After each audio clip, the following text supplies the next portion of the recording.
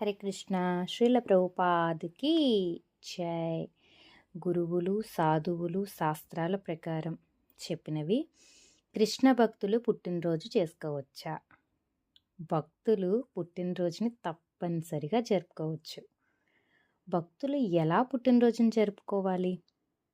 అసలుకి ఎలాగా పుట్టినరోజులు జరుపుకోవాలి అంటే, భక్తుల సాంగత్యంలో పుట్టినరోజును జరుపుకోవాలి.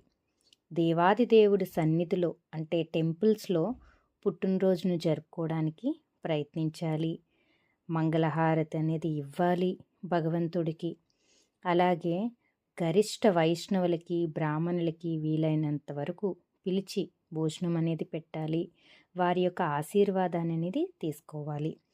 మనం పుట్టినరోజు అంటే గిఫ్ట్స్ని తీసుకుంటాము, కానీ మనం దానం అనేది చేయడం చాలా మంచిది. హరే కృష్ణ.